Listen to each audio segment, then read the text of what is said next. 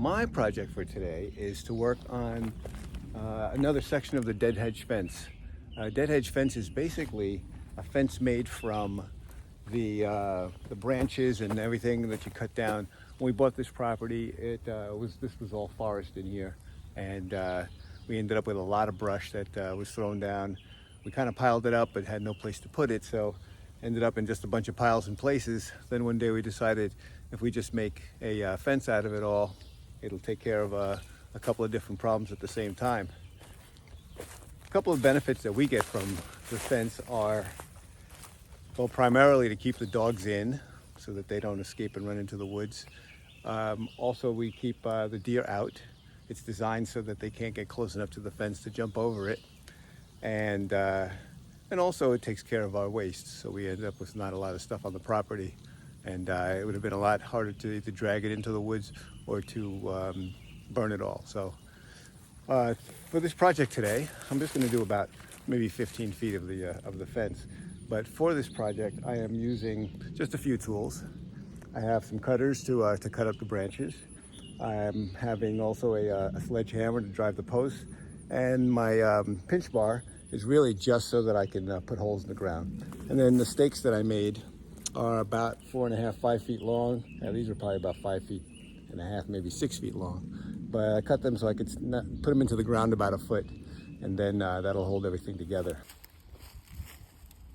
I did my best to stack the branches all in the same direction. Figured it would be easier to pull things out, and in case I was going to chip them, it'd make a lot more sense to have them stacked correctly.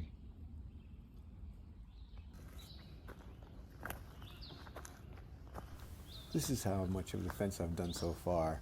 I got up to the top of the hill. It took me several weeks to get to the top, but we had a lot of brush to use. And in spots where I didn't have it, I had some extra firewood that I needed to stack. So I put that in gnarly place. This piece is. It won't go far. I'll just stick that in somewhere. Break it, shove it down.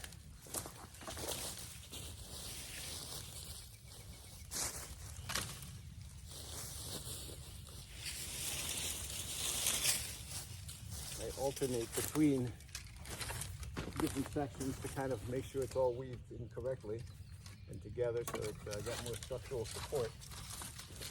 Now, part of what I'm doing is over here by the wood pile, I'm putting in space here so I can put another gate in case I want to get in through the corner of the property.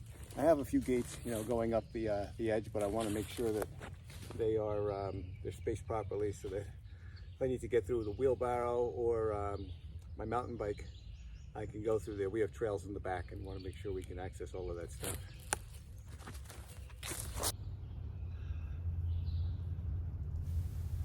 Here are some of the gates that I made. It's just a square frame. I used 2-inch screws to put it together, and then I covered it with nylon screen just to cover it. Then this one, same thing. I made this one actually. It's kind of racked on a hill, so I used 2-inch screws again, but I made it so that I would pitch it to fit properly, and then I added the screen afterwards just to put it on with staples. And it's working pretty good. Right now it's just kind of a friction fit.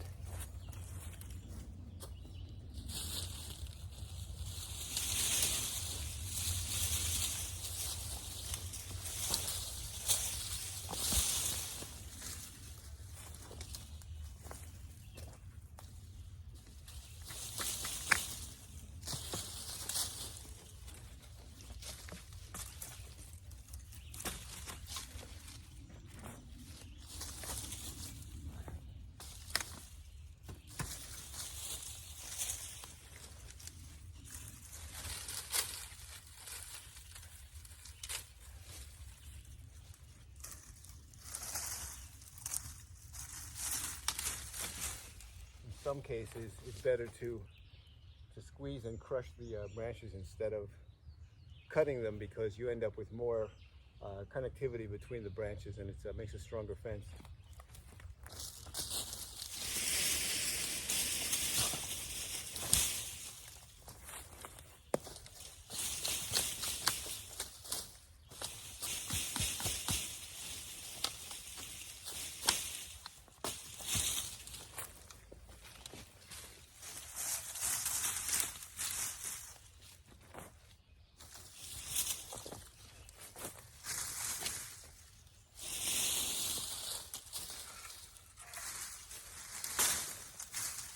beauty of a fluid design is to let it go however it wants to go and kind of create itself.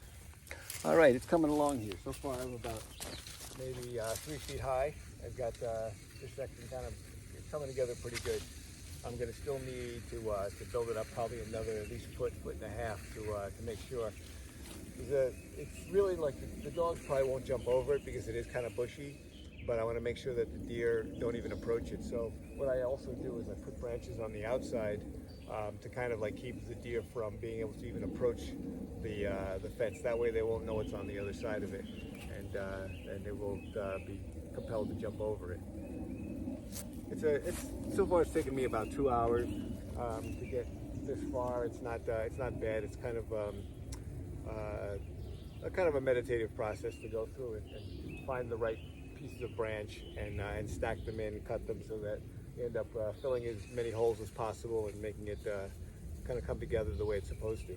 So far I've been happy with the results of the rest of the fence. So it's coming out okay. All right, so the gate is, the fence is all in together now, and it's kind of looking pretty good. It's got the right height that I want, and it's coming along pretty good. All I'm going to do right now is trim on the top and the sides to kind of like clean it up a little bit so it looks a little bit more uniform. This, of course, is extra. You don't need to do that if you want it to look a little bit more rustic, but it's just done to keep it a little bit neater.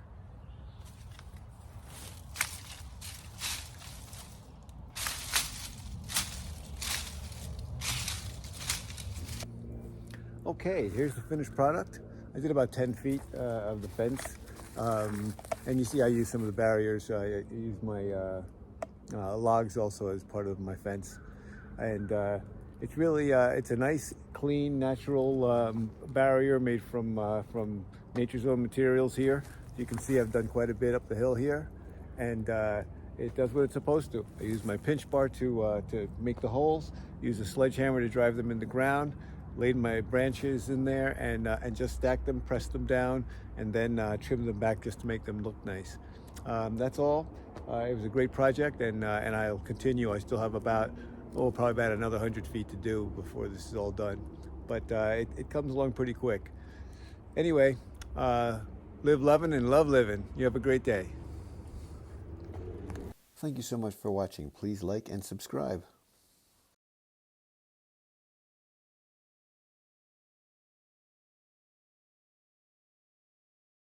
Thank you for watching. Please don't forget to like and subscribe.